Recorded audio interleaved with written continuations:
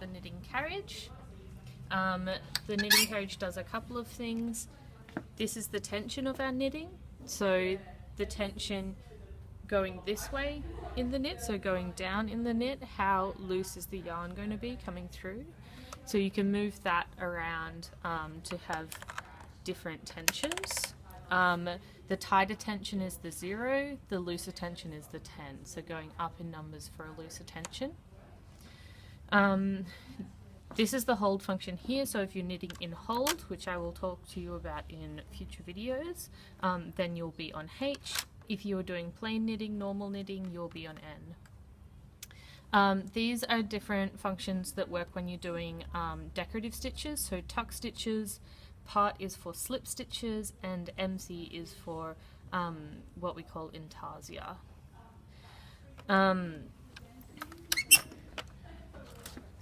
We can also take our carriage off and just have a little look at what it looks like inside.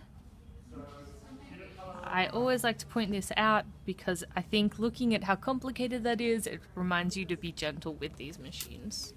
If you have a problem with the machine, if something jams, then you can always take the carriage off. So CR will release the carriage, and then if you move back to normal, you can do plain knitting.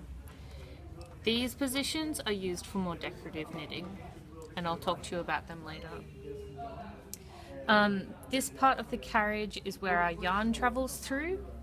So this will be our yarn guide, and we have these little brushes which in various positions will help you with weaving, which is a different type of decorative knitting. So they're the main components of the knitting machine. We also have things like the counter, so this will help you count your stitches as the carriage moves back and forth so that you can keep track of how many stitches in you are. They're the main components.